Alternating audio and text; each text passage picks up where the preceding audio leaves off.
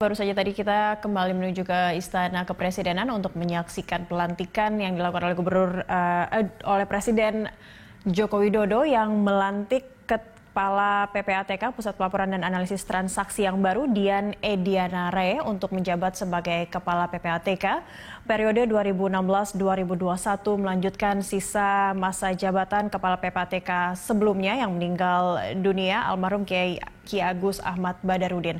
Dan Dian Ediana Rae sebagai Kepala PPATK akan melanjutkan tugasnya sebelumnya adalah menjabat sebagai Wakil Kepala PPATK yang saat ini dilantik sebagai Kepala PPATK yang baru. Dan pemirsa, Gubernur Bank Indonesia Peri Warjio akan menyampaikan perkembangan ekonomi terkini melalui video streaming. Langsung saja kita bergabung dengan Bank Indonesia.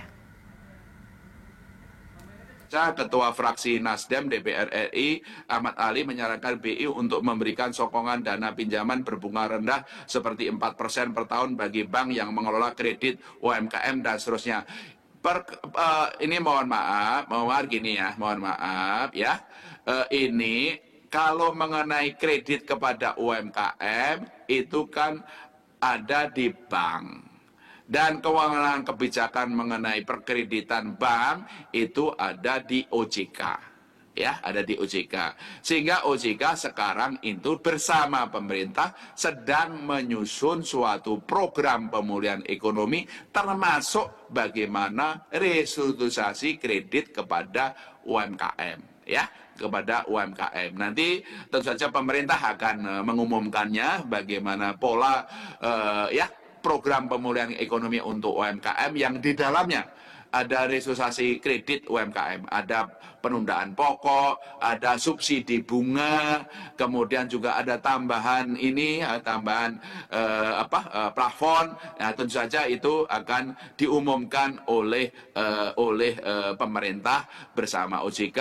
Nah, BI tadi seperti tadi kami sudah menambah likuiditas di perbankan. Insya Allah yang likuiditas di perbankan itu cukup untuk mendanai tadi program pemulihan ekonomi untuk UMKM yang tentu saja ini dalam perkembangannya nanti kita akan akses lagi apakah dana likuiditas yang di perbankan cukup atau tidak, apakah BI perlu menambah likuiditas lagi sesuai mekanisme tadi, operasi moneter tadi, repo dan segala macam tadi sudah kami jelaskan. Lanjut. Titis, AS akan menerbitkan obligasi senilai 3 triliun US dollar untuk membiayai stimulus. Ini bisa berefek bagi pasar obligasi dan rupiah. Bagaimana BI memandang dan melihat efeknya bagi pasar obligasi kita dan juga rupiah. Nah, ini dampaknya memang ada dua ya Mbak Titis ya. Kalau pemerintah Amerika menerbitkan obligasi 3 triliun, berarti suplai US Treasury dan US bond-nya akan meningkat, ya, Berarti likuiditasnya di sana juga akan meningkat. Tentu saja ini akan berdampak, kemungkinan juga ada kenaikan suku bunga US Treasury dan US Bond. Tapi kalau 3 triliun dibanding total, tentu saja dampak terhadap suku bunga US Treasury sama US Bond-nya mungkin ada kenaikan mungkin ya, tapi itu saja tidak akan terlalu tinggi. Dan kalau kita lihat yield SBN kita sekitar 7,9 sampai 8,08, ini perbedaan suku bunganya masih tinggi. Dan karenanya masih juga menarik bagi investor global membeli SBN-nya Indonesia. Ya, tadi sudah saya sampaikan. Nah, seperti itu ya. Nah, kemudian kalau berkaitan dengan nilai tukar seperti apa? Kalau pemerintah Amerika menerbitkan banyak obligasi, tentu saja kekuatan dolarnya akan melemah. Gitu kan ya? Kekuatan dolarnya akan melemah. Di sisi lain, tadi inflow-nya SBN itu juga akan tetap tinggi. Dan itu akan juga mendukung penguatan rupiah ke depan. Ya, jadi ada dua faktor. Ya, kekuatan dolar yang berkurang dan inflow ke Indonesia yang masih akan tinggi. Itu yang akan berpengaruh terhadap Indonesia, baik terhadap pasar SBN maupun penguatan rupiah. Kemudian pada media briefing terdahulu disampaikan bahwa bank memiliki likuiditas besar di SBN lebih dari 700 triliun. BI juga sudah melonggarkan tambahan likuiditas. Jika merujuk beban bank untuk merealisasi kredit UMKM, utang multi finance dan juga kredit bermotor dan seterusnya, hal ini akan menambah beban likuiditas bank dan seterusnya ya, untuk bagi juga untuk restrukturisasi kredit baik untuk korporasi maupun untuk BUMN yang lain. Jadi Mbak Titis begini, ini yang memang dalam waktu dekat pemerintah akan mengumumkan yang disebut program pemulihan ekonomi ya. Di dalam program pemulihan ekonomi mendasarkan pada antara lain program restrukturisasi kreditnya yang tempo hari dan sekarang juga sedang didetailkan oleh OJK. Lah seperti itu ya. Nah, di dalam restrukturisasi kredit tadi ada UMKM, ada tentu saja korporasi atau komersial. Di dalamnya ada komponen penundaan angsuran pokok, misalnya 6 bulan. Ada juga penundaan suku bunga, misalnya 6 bulan. Kita tunggu nih, kita tunggu apa yang akan dilakukan oleh pemerintah lah, seperti itulah, seperti itu. Nah, di dalam penundaan angsuran pokok maupun bunga, ya, misalnya kepada UMKM, ya, tentu saja diperlukan dua untuk UMKM, ya. Untuk yang angsuran bunga, yang untuk bunga, tentu saja apakah akan ada subsidi bunga dari pemerintah? Kan pemerintah juga memberikan subsidi suku bunga kepada KUR maupun yang lain. Jadi bebannya UMKM terhadap bunganya itu akan berkurang. Itu berkaitan dengan bunga. Nah, bagaimana mengenai untuk penundaan pokoknya? Kalau nasabah ke bank nggak bisa, kemudian ditunda angsuran pokoknya 6 bulan, tentu saja membutuhkan dana likuiditas kan? Nah, disinilah yang saya sampaikan, bank-bank monggo pakai SBN yang dimiliki, yang 700 triliun ini. Yang 700 triliun ini ke BI ada temripo.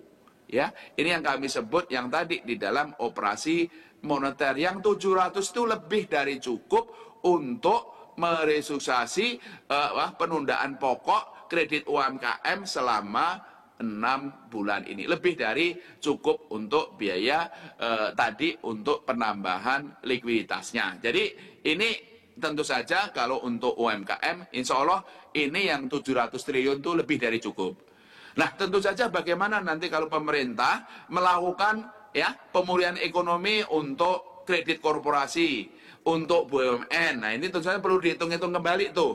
Perlu dihitung-hitung kembali ya, ini jumlahnya berapa, apakah polanya penundaan pokok 6 bulan atau seperti apa, tentu saja itu perlu dihitung kembali. Tapi prinsipnya bank perlu menggunakan dulu untuk kebutuhan likuiditasnya dari repo-nya SBN mereka ke Bank Indonesia, dengan memanfaatkan SBN yang mereka miliki secara 700 triliun ini. Baru kemudian kalau ini kurang, disinilah kemudian pemerintah akan menerbitkan SBN tambahan kalau kurang likuiditasnya, SBN-nya itu ya. Itu disitulah, ini yang kita sebut untuk yang kemarin di dalam fiskalnya pemerintah yang 150 triliun itu.